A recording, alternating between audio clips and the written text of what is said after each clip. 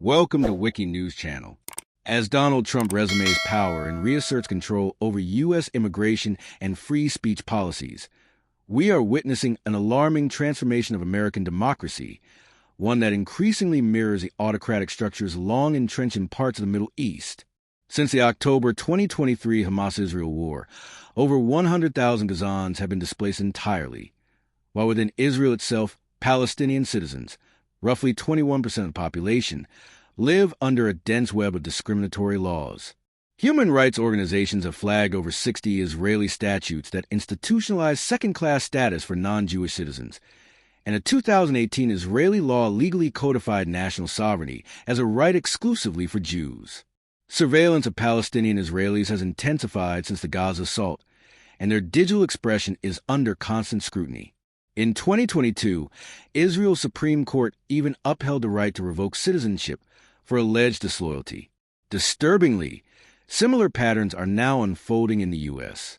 Under Trump's second term, his administration, guided by Secretary of State Marco Rubio, has wielded federal databases like SEVIS to target thousands of international students and visa holders. Minor infractions or mere data matches with police reports, often involving drop charges, have led to mass revocations of legal status, echoing the arbitrary expulsions common in Gulf monarchies. In several cases, students who participated in peaceful protests against Israel's actions in Gaza were detained without due process. Notable among them was Mahmoud Khalil, a permanent resident arrested and imprisoned without access to a judge, and Tufts University student Rümeysa Öztürk, who was seized over an opinion column criticizing her school's silence on Gaza.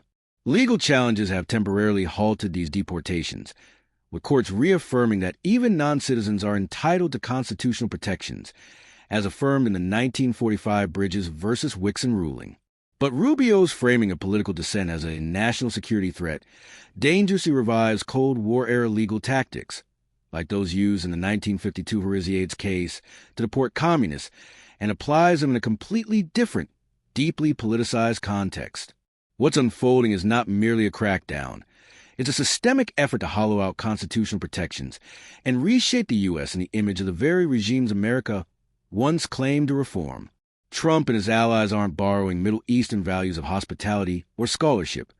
They're importing the machinery of repression, perfected under the cloak of Western imperial alliances, and turning it inward. In a striking reversal decade of American foreign policy, the goal no longer seems to be democratizing the Middle East, but rather Middle Easternizing America, replacing democratic institutions with executive overreach, silencing dissent, and redefining citizenship itself as a privilege that can be revoked at will.